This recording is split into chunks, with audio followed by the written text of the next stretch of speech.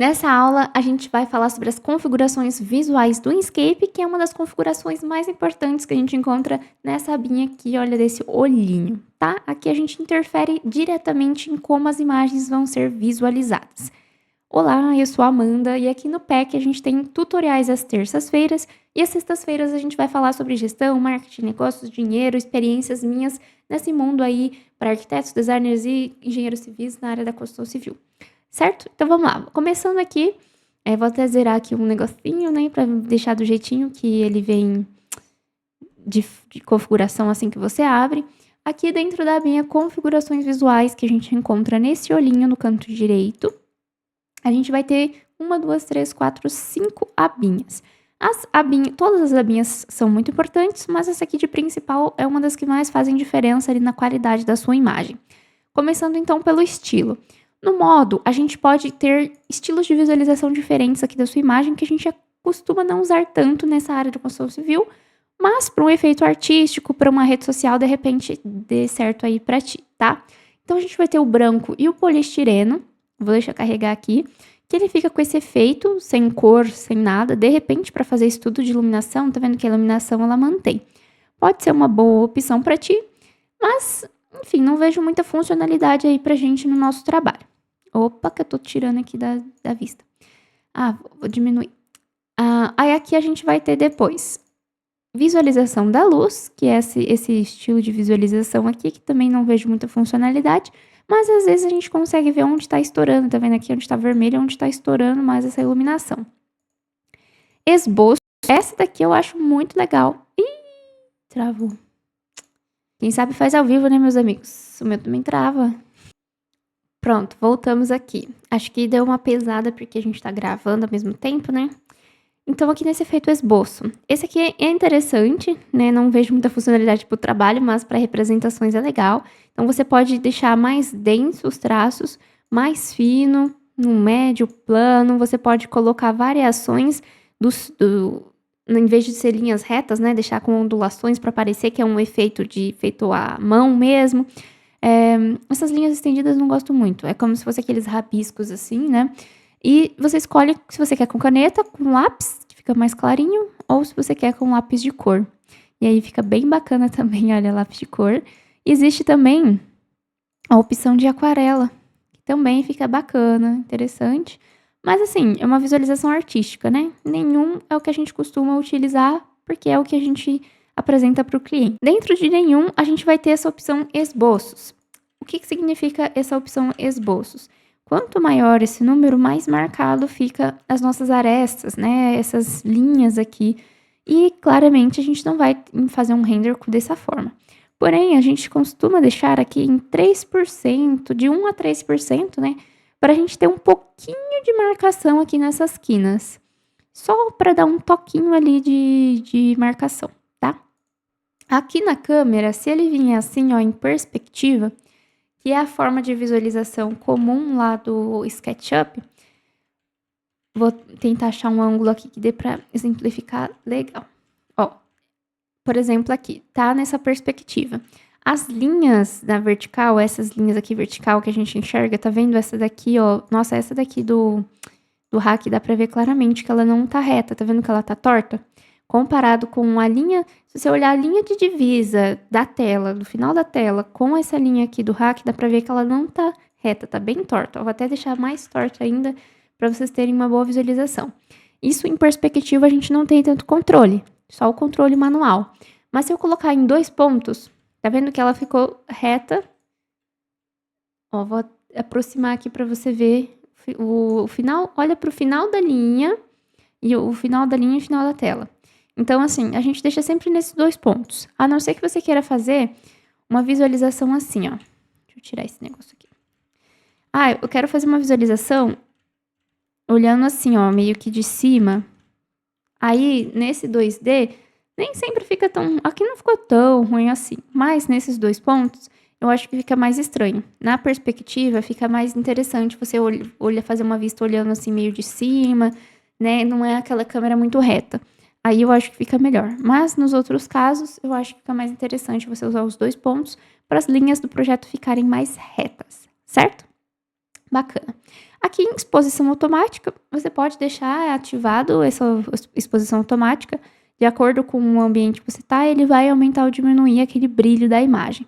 Mas você também pode controlar aqui, ó, manualmente. Então, quanto maior o número, mais estourada vai ficar a sua imagem, que não é muito bacana, né? Então, ali, deixar aqui em 58, 55, acho que geralmente já é mais do que o suficiente. E em campo de visão, é uma opção ali muito importante. Então, vou colocar a câmera aqui nesse ângulo. E quanto maior esse número, mais zoom, mais campo de visão, mais coisas vão aparecer na tela. Porém, a gente tem que tomar cuidado porque fica distorcido. Então, parece que esse painel aqui, olha a televisão, esticadíssima, fica muito esquisito. Então, a gente tem que tomar muito cuidado. No máximo, 90 graus aqui é o que eu recomendo que você use no máximo 90 graus. Passou disso, começa a ficar distorcido as suas imagens, fica muito fora da realidade, os tamanhos e tal. E quanto menor, melhor. De 35 para frente é muito bom.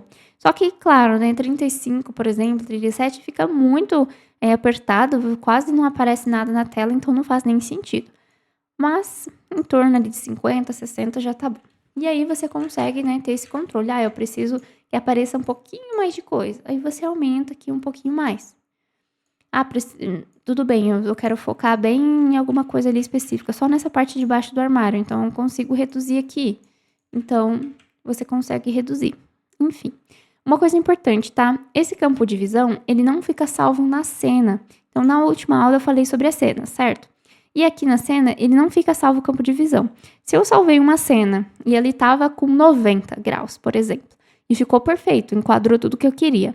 Se eu vier aqui nas configurações e colocar em 48, ele vai fazer todas as renderizações com 48 graus, certo? Então, essa parte é uma parte chatinha aí que o Inkscape não faz. Então, você vai ter que fazer o quê? Renderizar as cenas que vai ser com esse ângulo mais fechado e depois renderizar as cenas com ângulo mais aberto. Legal. Aí, por último, a gente vai ter essa profundidade de campo. Aqui, em perspectiva, acho que não, 2 pontos também dá pra mexer. Essa profundidade de campo é basicamente o foco e desfoque, igual uma câmera mesmo, né?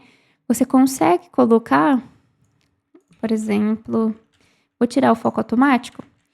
Você consegue colocar alguma coisa em destaque com o foco e deixar o resto mais desfocado. Então, por exemplo, se eu quiser deixar esse cachorro aqui com mais foco, eu vou diminuindo aqui, ó, 0,20 metros, ele já vai estar com desfoque. Se eu colocar aqui, deixa eu achar aqui, pronto. Tá vendo que nesse 1,68 exatamente o cachorro tá com um foco maior, essa parte aqui da lateral tá com foco e o fundo tá completamente desfocado?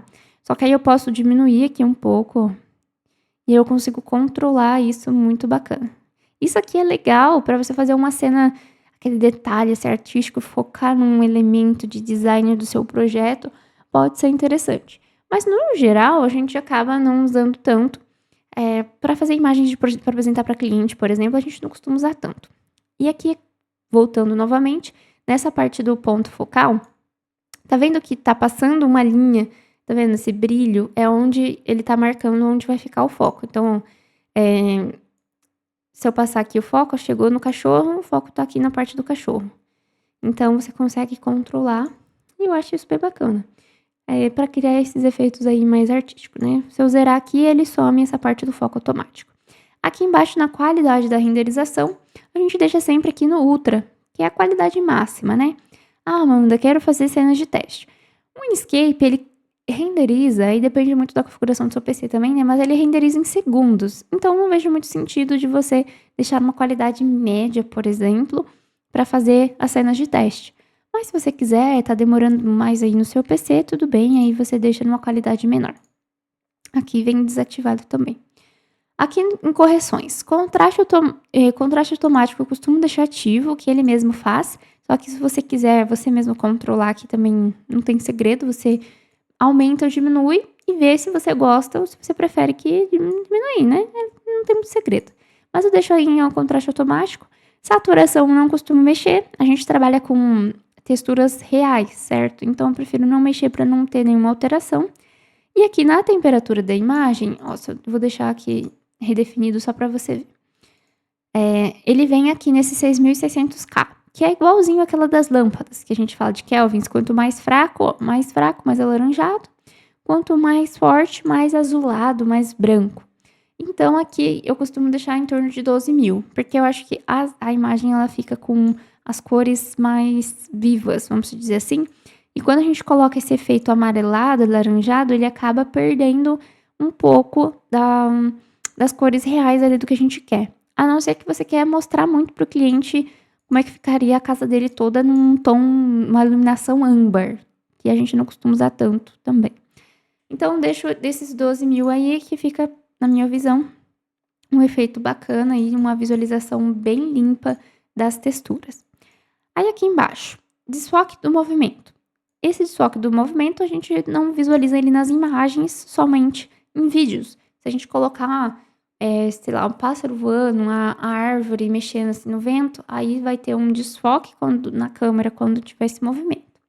Reflexo na lente. Outra coisa que eu não gosto de usar, vou mostrar aqui pra vocês, porque não faz muito sentido pra gente usar esse efeito. Vou dar uma aumentadinha aqui no campo de visão. Vou colocar aqui de dia. Ah, Amanda, como que faz isso?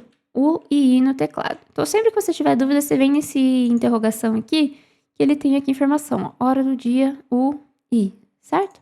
E aí, o I, você vai aumentando, né, meio-dia, 1 hora, 2 horas da tarde, e no U vai ficando mais cedo. Vou colocar aqui no horário de meio-dia, 2 horas.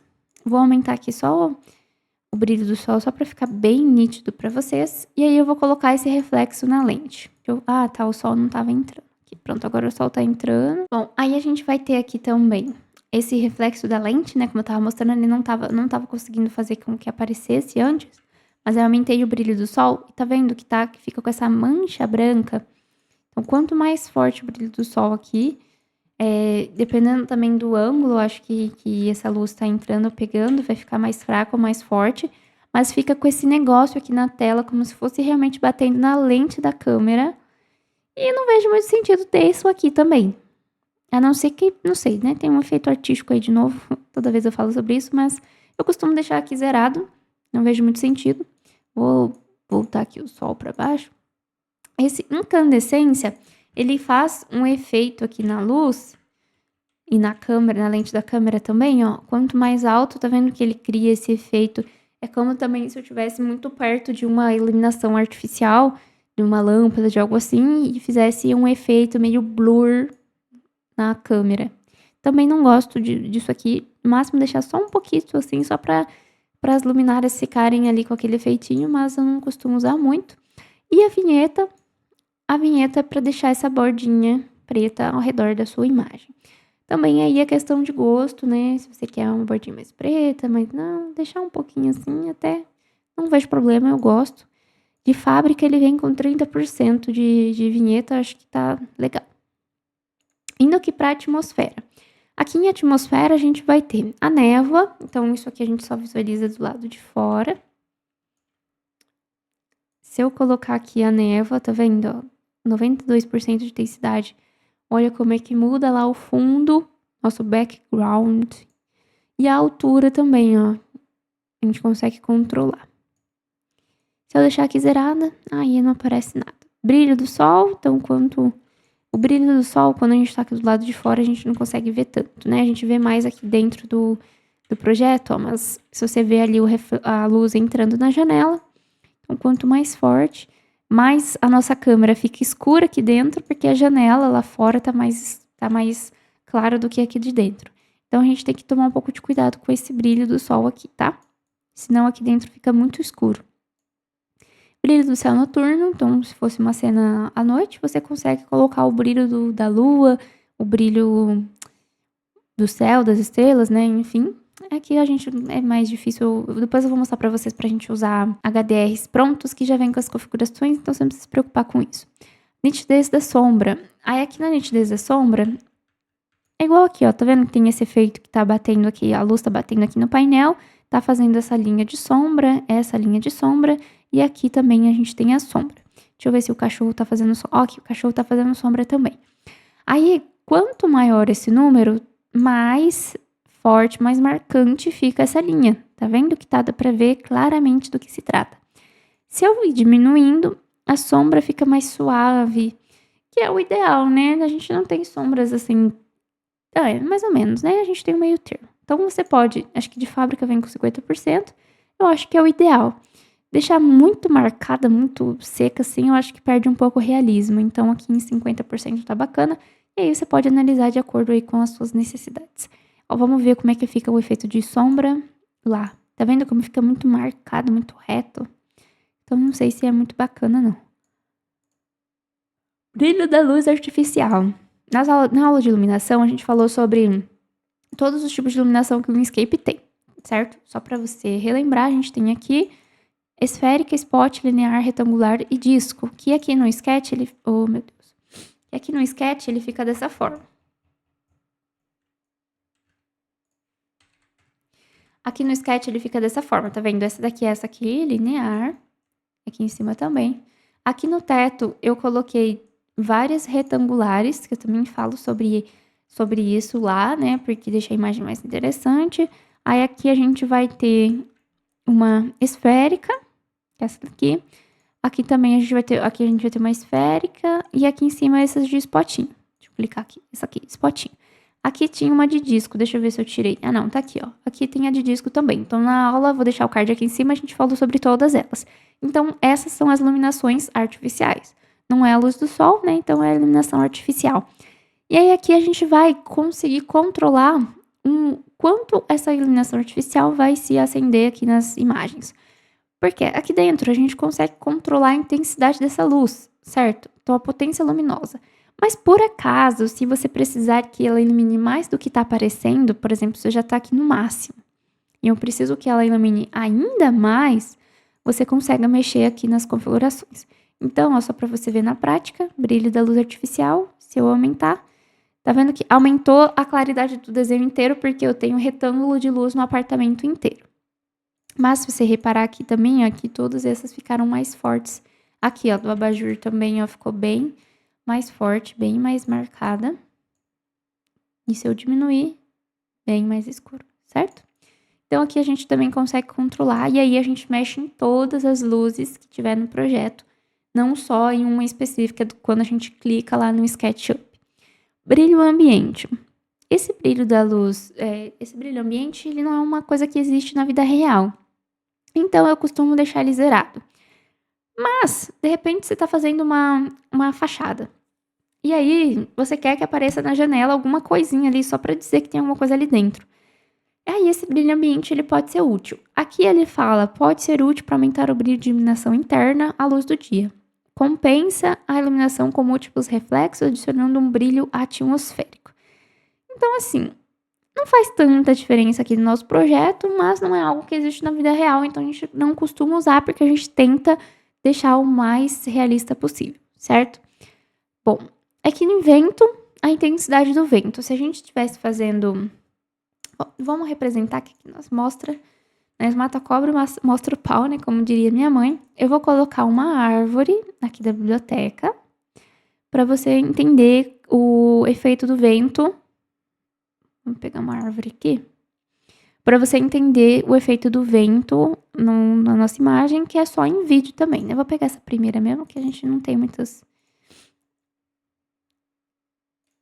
Tá bom.